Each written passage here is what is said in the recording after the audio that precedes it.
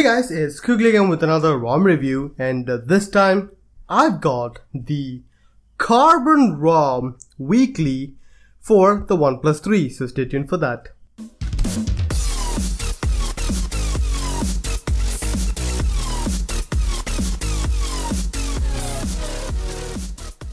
So guys, I have a lot of nostalgia with this ROM. It's been one of my favorite ROMs on my S3. I was using that when I was away. It was amazing. Now, it has made its way to other phones also. CarbonROM has been on hiatus for some time.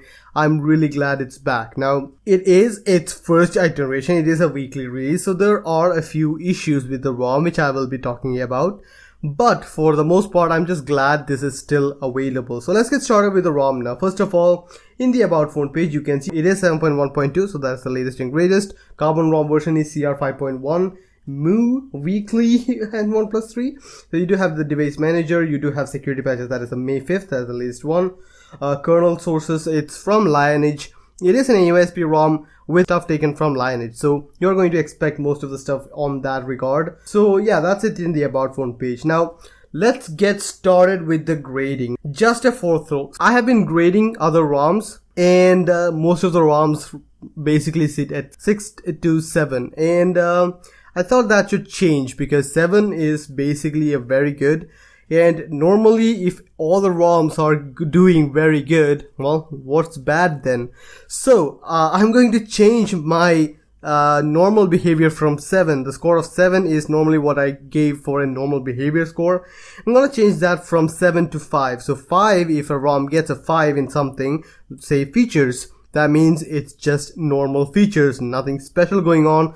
So 6, 7, 8 or 9 or 10 means it has a good amount of features, good extra features. If it's below 5, that just means it doesn't really have a lot of features. So I hope you understand what I just said.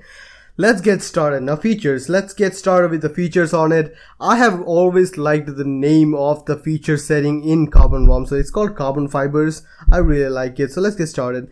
Now these are the features which is available. There is an eye which is going to give you guys all of this. So we are not wizards, all that can be read. Now if you want to know more about all of these features, there will be a link in the description which is going to give you guys a little bit extra about all of that. First option is system option. In the system option you do have power notification controls. You can customize that, you can enable, disable that. Power menu can be customized. It does have all of these features. Power menu animation can be customized, which is pretty cool. Recent option can be customized. You can enable clear all button on the bottom right or any other place. Now in the status bar option, you do have 4G instead of LTE.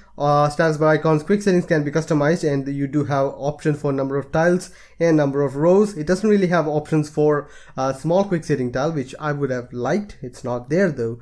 Quick setting tile. Traffic indicators can be enabled or disabled. That is pretty cool to have. Clock options are available where you can customize on the which side show seconds, and all that can be customized, and that is also available.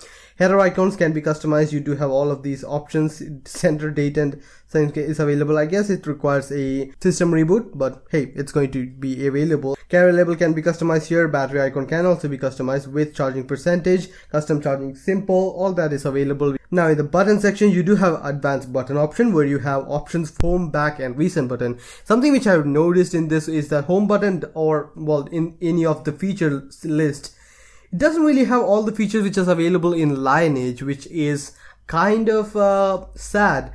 I used to map my double tap on the center home button to turn off the screen, but there is no option for that, which is kind of sad. I guess this is the AOSP style with a little less features on that, so yeah, that's just there. On the other stuff, you do have enable pixel home animations, edit nav bar. You can customize that, and you can customize whatever appears anywhere, so that is something which is available. Volume rocker wake is available. Playback control is available. No keyboard cursor control, but that's to be expected. You do have lock screen torch, lock screen pin, and lock screen battery info whenever you plug it in. And it does say dash charging, and dash charging is working whenever you have it plugged to the OEM brick. In the miscellaneous option, you do have toast icon, you can customize that. Screenshot type can be customized to drag selection or the full screen, so that is also available. Scrolling cache is also available. In the privacy option, you do have all this. I really like the fingerprint reboot unlock. It is easily one of my favorite options in any custom ROM. It's really awesome. You do have a hide apps from recent if you are having issues with something there.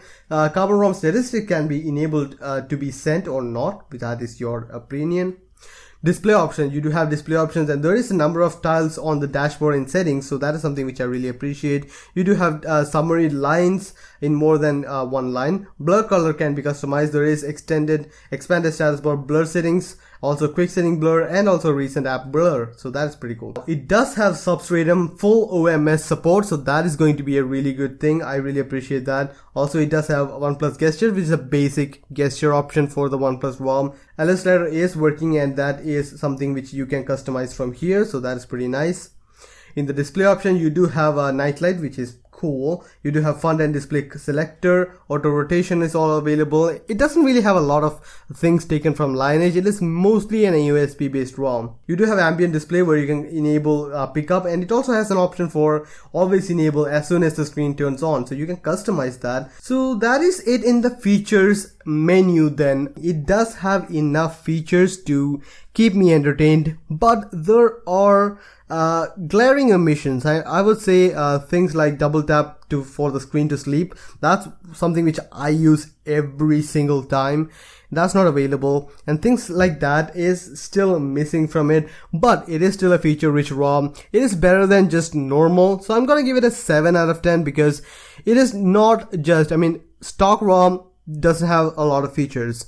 Lineage has a little bit more features. This one has a little bit more features, but still lacking. So I'm gonna give it a 7 out of 10 for that. Now comes the battery life. Battery life is basically what you would expect out of any USB ROM with Lineage sources.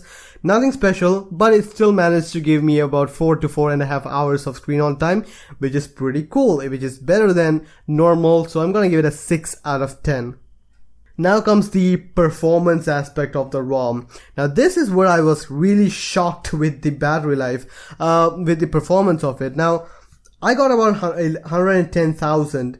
The least score, on the other runs, I got about 107,000, which is the lowest score which I have ever received on a ROM before grading, after grading, all of that. So that is not a very good sign for performance. Granted, whenever I was using any other applications or games, I didn't really notice any choppiness, but that, the score does really tell a little bit about that. But anyways, I'm just really shocked with the score of that. Now the Geekbench scores which I received are all these. Single core performance is 1696 and multi-core is 3341.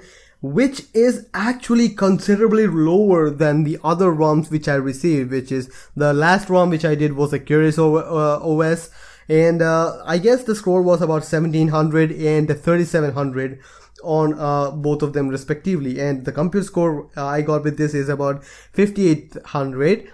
On the other ROM, if I'm honestly remembering, it's about 7200.